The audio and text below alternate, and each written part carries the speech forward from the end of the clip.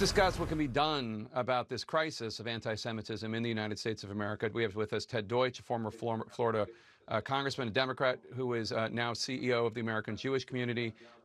Leora Rez, one of you needs to turn off your TV, I think. Leora Rez is the founder and executive director of Stop Antisemitism. That's a grassroots organization that exposes anti-Semitic behavior. You've maybe seen her tweets. Leora, let me start with you. You're a refugee from the former Soviet Union.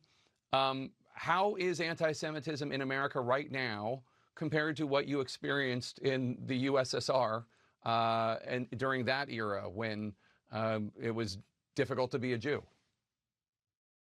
So thanks for having me, Jake.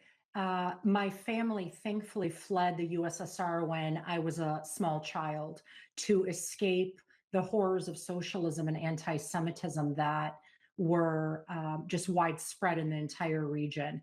And growing up, I was very thankful and blessed to never have experienced anti-Semitism as a child, as a teenager, but hearing horror stories from my parents, from my grandparents, regarding the horrific oppression that the Jewish people had faced in apartheid-like conditions in the former Soviet Union.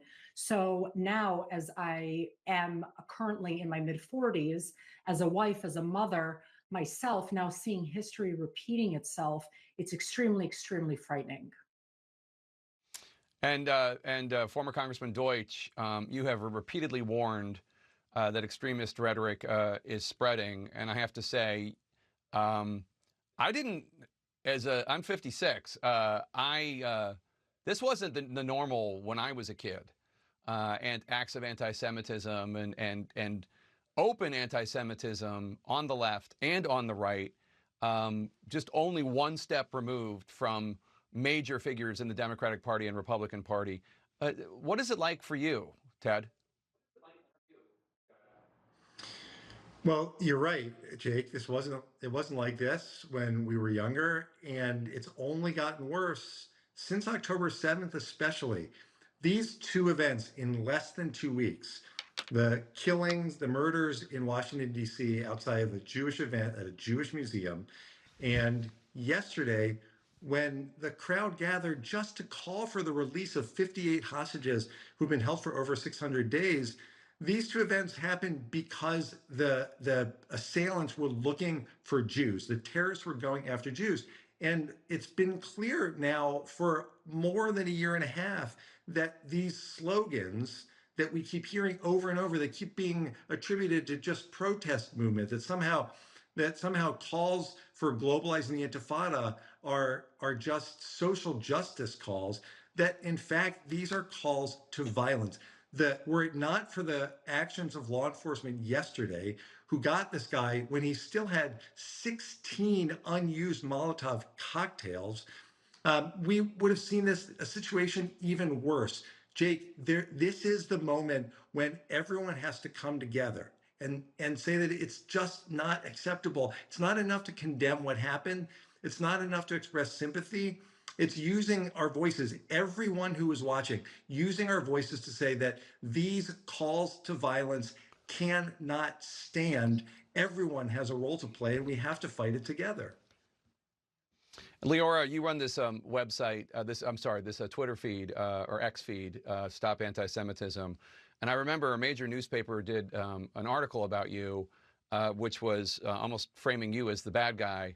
And it described the people that you target as critics of Israel, which is not who you target. And it specifically mentioned two individuals, one who had openly expressed support for Hamas, which is a terrorist group that targets civilians, and the other one who tore down posters of people who were either murdered or taken hostage by Hamas on October 7th. Those were portrayed in this major newspaper as your victims. And it occurs to me that one of the reasons why some of this anti-Semitic violence is being mainstream, seemingly, is because the dehumanization of Jews is being mainstreamed. What do you think? Yeah, 100%. And listen, let's name the publication. It was the Washington Post, which is, one of the most reputable, oldest publications in the United States. And when you have a reporter that's literally defending pro-Hamas cheerleaders, and like you said, dehumanizing the lives of Jews, ripping down posters of fellow US citizens, some of them babies and toddlers.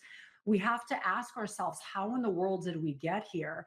So Stop Antisemitism has featured hundreds and hundreds of individuals like these two that the Washington Post essentially glorifies. And the rhetoric that we find that they spew is alarming at best. And we're extremely concerned how these individuals operate in modern society amongst us, in the medical field, in the beauty industry, in our schools, in K through 12. And while they work quietly amongst us during the day, they're at home at night promoting our deaths and cheerleading for terror organizations. Ted, what do you think of the state of the Democratic Party right now? Because as we've mentioned, obviously, this anti-Semitism exists on the right as well. We covered Tree of Life synagogue shooting, other shootings perpetrated by the right.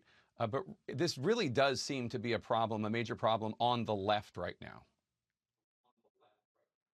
Well, as you know, Jake, I've been clear all along that when there is anti-Semitism present, when you hear people espousing Jew hatred, when the language that they use tracks the same language being used by Hamas. On October 7th, 1,200 people were killed, not just Jews. 1,200 people were killed by Hamas.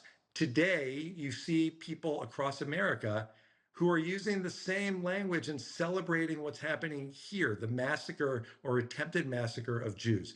We have to call it out wherever it comes from. For Democrats, that means calling out Democrats even more than calling out Republicans. That's what's the most effective. Same thing is true for Republicans. It's always easy to call out anti-Semitism when it happens, when it's coming from someone that's not part of your group. You have to be willing to call it out, whether it's your party, whether it's the people you work with, whether it's the people that you socialize with. It can never be tolerated. And specifically, let's get past this ridiculous idea that somehow it is a social justice movement to call for the destruction of Israel and the massacre of Jews. It isn't. It's Jew hatred. It's anti-Semitism. And it is never, never just the Jews who are at risk. We saw that in Israel on October 7, 2023. We see the same thing now in the United States. Ted Deutch, Leora Rez, thank you so much. Appreciate you being on the show today. President